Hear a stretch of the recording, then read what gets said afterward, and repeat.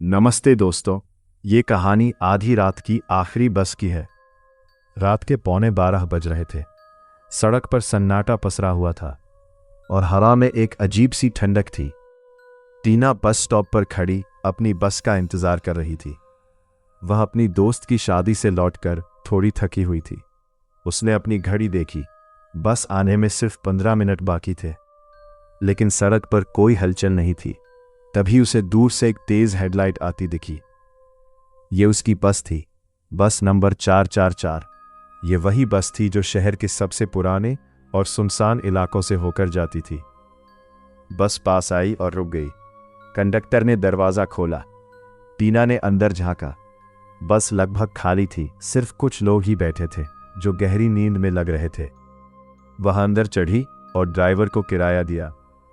Driver ने एक अजीब सी मुस्कान दी, जिसे टीना ने नज़रअंदाज कर दिया। वह पीछे की तरफ एक खाली सीट पर बैठ गई और खिड़की से बाहर देखने लगी। बस धीरे धीरे आगे बढ़ने लगी। कुछ देर बाद टीना को लगा कि बस कुछ ज़्यादा ही धीरे चल रही है और यह रास्ता भी उसे जाना पहचाना नहीं लग रहा था। उसने अपने फ़ोन में मैप खोला, लेकिन सिग्नल नहीं था। वह थोड़ी घबराई। उसने आगे बैठे एक आदमी से पूछा, भाई साहब, ये रास्ता कहाँ का है? वह आदमी धीरे से मुड़ा। उसकी आंखें लाल थीं और चेहरे पर एक अजीब सी शांति थी।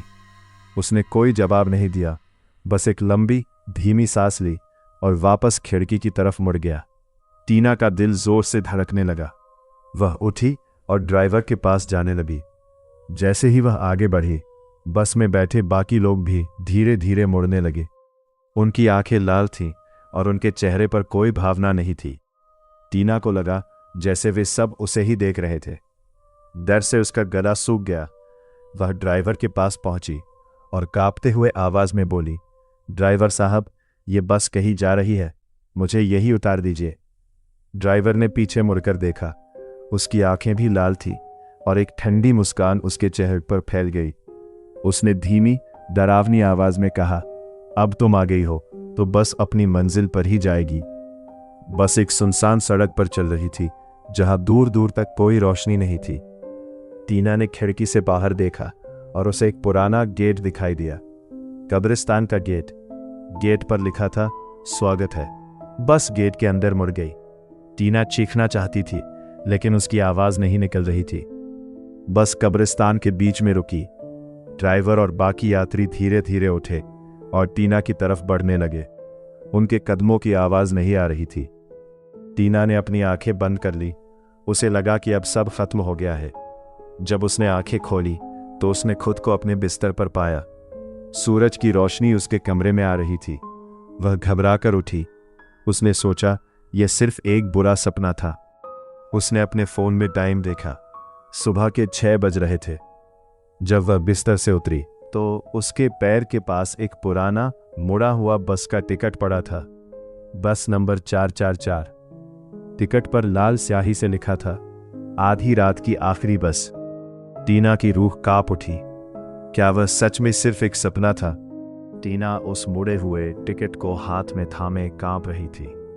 उस पर लिखी स्याही ताज़ा खून जैसी लग रही थी।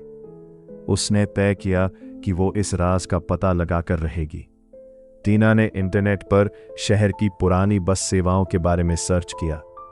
उसे एक पुरानी अखबार की कतरन मिली जिसकी सुर्खी थी, दर्दनाक हादसा, बस नंबर 444 खाई में गिरी, कोई नहीं बचा। यह हादसा ठीक 20 साल पहले उसी तारीख को हुआ था जो टीना के टिकट पर दर्ज थी। टीना उस सुनसान बस स्टॉप पर वापस गई। वहां उसे एक बूढ़ा भिखारी मिला। जब टीना ने उसे वहां टिकट दिखाया तो उसकी आंखें खौफ से भर गईं। उसने फुसफुसाते हुए कहा, बेटिया, वो बस इंसानों के लिए नहीं, उन रूहों के लिए आती है जो अपनी मंजिल ढूंढ रही हैं। तुम खुशकिस्मत हो कि वापस आ गईं। टीना हिम्मत जुटाकर उस कब्रिस्तान पहुंची जिसे उसने सपने में देखा था। वहां एक कोने में एक बड़ा सा स्मारक बना था। जब उसने करीब जाकर देखा तो उसके पैरों तले जमीन खिसक गई। स्मारक पर उन सभी लोगों की तस्वीरें थीं जिन्हें उसने बस में देखा था। वही लाल आंखों वाला आदमी और वही मुस्कुराता हुआ ड्राइवर। जैसे ही टीना वहां से भागने लगी, उसे झाड़ियों में कुछ चमकता हुआ दिखा। वो एक छोटा सा मेटालिक नेम प्लेट था जिस पर जंग लगी थी और उस पर खुदा था bus number 444, property of city transport. Tina को अब समझ आ गया था कि वो सपना नहीं, एक बुलावा था। आज भी जब रात के 11:15 बजते हैं, टीना को अपने घर के बाहर एक तेज हेडलाइट की रोशनी और बस के पुराने इंजन की आवाज़ सुनाई देती है, जैसे ड्राइवर आज भी उसका इंतज़ार कर रहा हो। टीना की तहकीकात उसे एक ऐसे सच के करीब ले गई जिसने उसके होश उड़ा दिए। ये सिर्फ एक इत्तेफाक नहीं था कि बस 444 ने उसे ही चुना, इसके पीछे एक गहरा और डार्क राज छिपा था। टीना को घर की पुरानी अलमारी से अपनी माँ की एक डायरी मिली। उसमें लिखा था कि 20 साल पहले हुई उस बस दुर्घटना का असली जिम्मेदार टीना के दादाजी थे। वो उस समय के शहर के परिवहन मंत्री थे, जिन्होंने खराब ब्रेक की शिकायतों को नज़रअंदाज किया था ताकि पैसे बचाए जा सके। बस 444 की रूहें अब उनके वंशज टीना से अपना बदला पूरा करना चाहती थीं। जिस रात टीना बस स्टॉप पर खड़ी थी, उसने अनजाने में वही परफ्यूम लगाया था जो उस हादसे में मरी एक लड़की माया का पसंदीदा था। रूहों को लगा कि माया वापस आ गई है, या शायद माया की रूह टीना के शरीर का इस्तेमाल करके अपना अधूरा सफ़र पूरा करना चाहती थी। बस 444 केवल उन्हीं को दिखाई देती है जिनका जीवन में कोई पछतावा या अधूरा काम बाकी हो। टीना उस रात अपनी सहेली की शादी में हुए एक झगड़े को लेकर मन ही मन बहुत दुखी थी और खुद को दोषी मान रही थी। उसकी इसी नकारात्मक ऊर्जा, नेगेटिव एनर्जी, ने उस प्रेतवाधित बस के लिए एक सिग्नल का काम किया। जब टीना ने अपनी माँ की डायरी का आखिरी पन्ना पलटा तो वहाँ एक छोटी सी फोटो चिपकी थी। वो फोटो बस 444 के उसी ड्राइवर की थी जिसके नीचे लिखा था, मेरे पिता, जिन्होंने अपनी आखिरी सांस तक बस का स्टीयरिंग नहीं छोड़ा।